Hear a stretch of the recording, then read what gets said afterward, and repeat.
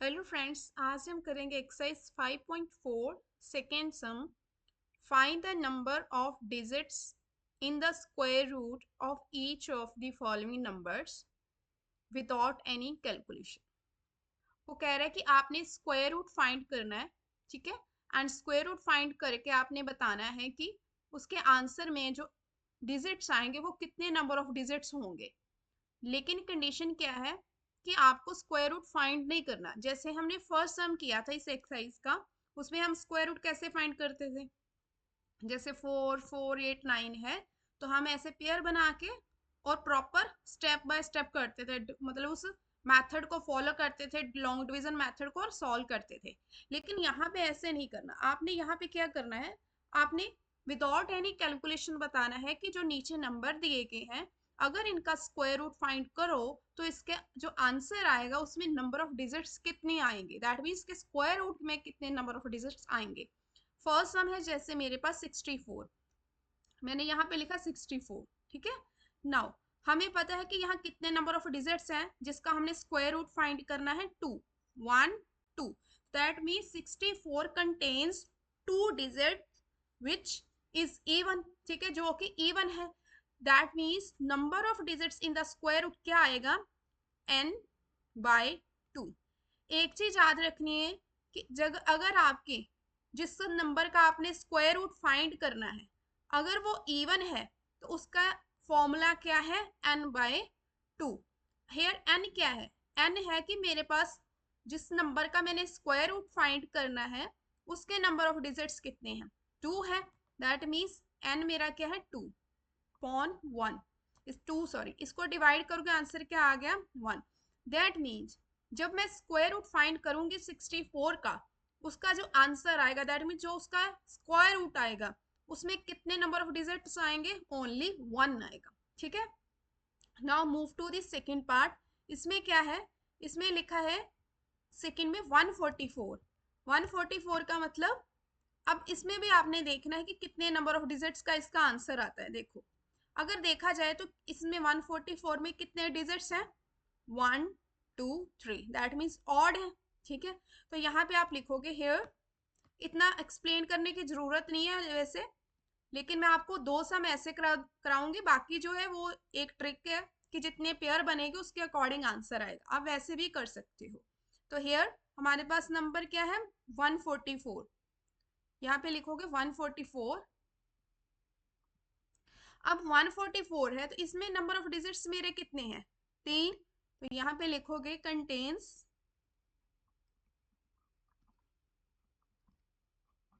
3 digits,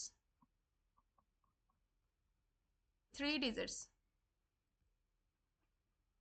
ठीक है। तो 3 क्या है मेरा, इवन के ऑड, विच इज ऑड, ठीक है। Therefore number of digits,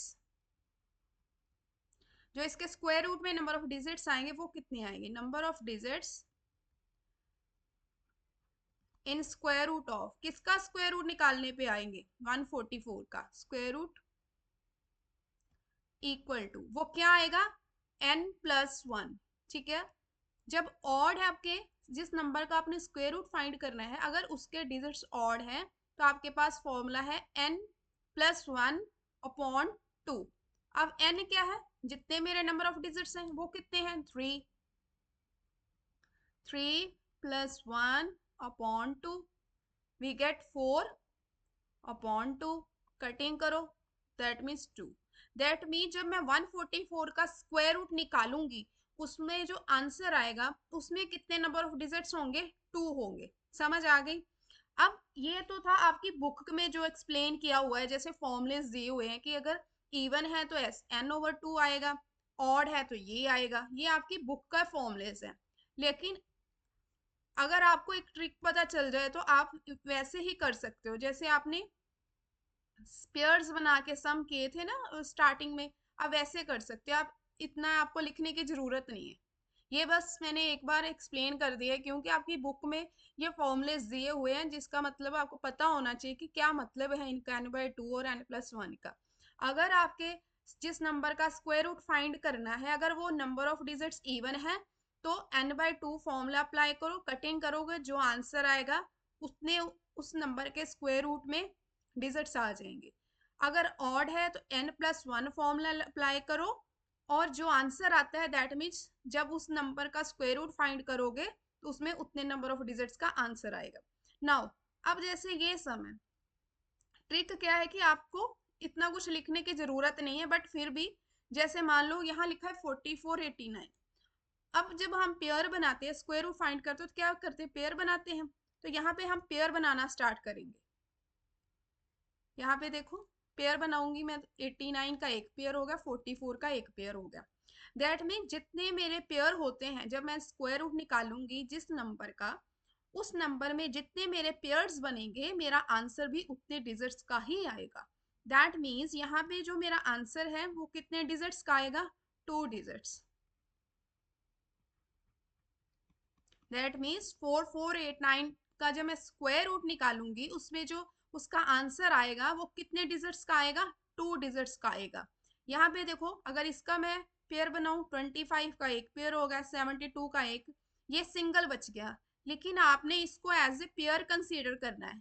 now तो अब आपके पास जो पेयर्स आ रहे हैं वो कितने आ रहे हैं, 3 आ रहे हैं। दैट मीन जब मैं इस नंबर का स्क्वायर रूट फाइंड करूंगी तो इसके स्क्वायर रूट का जो आंसर आएगा उसमें कितने नंबर ऑफ डिजिट्स होंगे, 3 होंगे। मतलब जितने पेयर होते हैं ना उतने डिजिट का ही हमारा आंसर आता है। दैट मीन्स इसका आंसर क्या आएगा, 3 digits. That mean number of digits of square root कितने आए, 3। ठीक है। नाउ नेक्स्ट है 390625। अब इसके पेयर बनाओ, राइट साइड पे जाना है, यूनिट प्लेस से स्टार्ट करने हैं, 1 2 3। हेयर कितने नंबर ऑफ डिजिट्स हैं, दैट मीन्स कितने नंबर ऑफ पेयर्स हैं हमारे पास, 3। तो जो इसका आंसर आएगा, दैट मीन जब मैं इसका स्क्वायर रूट निकालूंगी उसमें नंबर ऑफ डिजिट्स कितने होंगे, 3 डिजिट्स होंगे। ठीक है। तो आपको ये एक जस्ट मैंने ये जो ऊपर है ये भी आप ऐसे कर सकते हो, ये मैंने इसलिए एक्सप्लेन किया है क्योंकि आपकी बुक में ये फॉर्मूला दिया हुआ है कि n/2 का मतलब क्या हो, n+1 का क्या मतलब, ये पता होना चाहिए ना। वो पहले मैंने वैसे करा दिया, उसके बाद मैंने शॉर्ट तरीके से करा दिया जैसे आप स्क्वायर रूट फाइंड करते हो, कि आपके जितने पेयर बनते हैं उतने ही डिजिट का आपका आंसर होता है। ठीक है। जैसे यहाँ पे देखो 2 पेयर बने हैं ना, ये बन गया, एक ये बन गया। सेकंड में यहाँ राइट से जाना है, यहाँ एक 3 बन गए, इसका आंसर 3 में आ जाएगा। इसमें 2 पेयर बने हैं, ये सिंगल है, इसको आपने डबल कंसीडर करना है। यहाँ पे 2 डिजिट आंसर आएगा, यहाँ पे 1 डिजिट आंसर आएगा। 2 दिस एंड दिस, कितने पेयर बनते हैं उतने ही डिजिट्स का आपका आंसर आता है। तो मैंने आपको दोनों ही मेथड्स करा दिए हैं, जो आपकी बुक का है वो भी करा दिया फर्स्ट एंड सेकंड में, और सिंपल तरीके से भी करा दिया। ठीक है। अब मिलते हैं नेक्स्ट वीडियो में।